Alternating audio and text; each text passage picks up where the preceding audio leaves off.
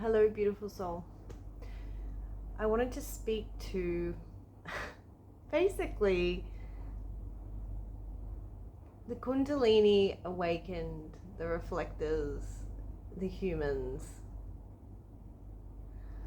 all of us going through all of the things that we're going through. And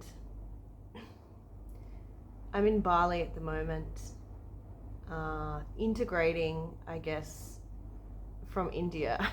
If you can integrate while having more experiences and more shifts and changes, of course you can, because that's what we're doing, right? I went to see this beautiful healer today, and it was a lot of energy shifted. And over the past 2 weeks since I've been back from India and been here, so much has come through about being able to own who we are. And the thing is, I guess what the biggest issue can be a lot of the time is that who we are in truth doesn't really align with what we've been taught, or what our parents may believe, or what our peers or our religion or anyone really around us.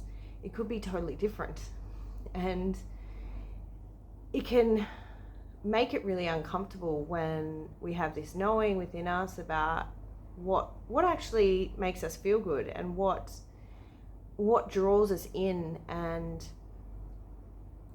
what makes us light up. And there's a lot of things out there. There's art and music and sports, and there's so many different things. But quite often, especially for those on the kundalini journey that I've spoken to, it's, oh God, and don't even get me started about reflectors. We actually already know what it is that we're here to do and who we actually are. But there's so much in the way of allowing ourselves to be and do that. So, for example, myself, being raised in a doomsday cult church who did conversion therapy and basically convince you that you're a sinner if you have any thoughts about, anything of a sexual nature, or there was such a wide variety of things. And, having a parental figure that had affairs with young strippers and was friends with businessmen that were basically, you're only worth what you can perform for somebody. And this all has an effect on when we're growing up, obviously, our environment when we're younger. And I've spent so long healing this. I've spent years, and what the awareness is actually coming to now is that it's actually part of my growth, in that it's made me into this being who really, really wants to be involved in that sort of teaching, like tantra, and exploring your sexuality and your boundaries, in the way of always healthy boundaries, but in the way of when we actually move towards what turns us on, we can unlock so many parts of us and even shift things that we previously thought of as bad and wrong. And due to the upbringing being in the church, there was a lot of what was perceived as bad or wrong. In fact, I pretty much made up my mind that I was evil, bad, wrong by the time I was 13. When basically that's the age that you become aware of like who you are and start to make your own decisions about who you are.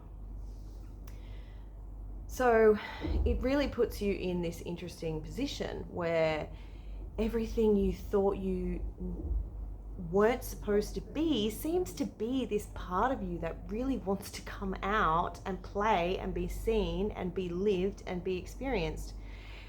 And you know, I can heal myself for another 5 years and it's still me.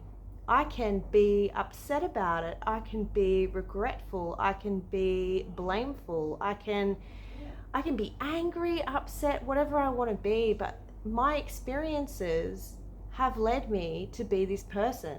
And I can't deny myself anymore. I can't deny that I actually enjoy this stuff, and that, you know, there's such a freedom in being able to be who you are, and it doesn't matter who that is. It doesn't matter who it's going to piss off or upset, because it matters that you're living in your authentic truth. It matters how you feel. And more often than not, when we're hiding ourselves away through guilt and shame and shadow, we are really putting ourselves in a sense of suffering. And I'm just done. I'm really just done. And, you know, I know it's going to be difficult to... There's going to be equal difficulty to really allow myself to open up to this path, because it's really what Spirit's guiding me to do. And I've been holding myself back, thinking that, you know, I've got to heal this part of me that's seemingly wrong. And that's the part to embrace, right? Embracing the shadow, integrating the shadow. You don't remove it, you welcome it in. And no part of you is bad or wrong. You know, we illuminate these parts, and they're quite often all where our power is contained.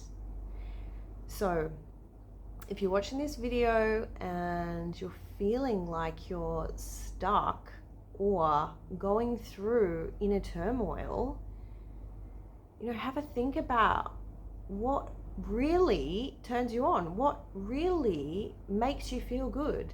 And you know, allow yourself to have all the perceptional views that you do, like, oh, but that's bad, or I can't do that, or I couldn't possibly do that. Let them all be there. But really ask yourself and have a think, what actually makes you feel good? Because it's going to point out not your distortions, not the things you need to heal, but who you are. And it can hold significant keys. And when we allow, accept, and integrate these parts in us, we don't lose anything, we gain so much. We gain ourselves. I hope this helps.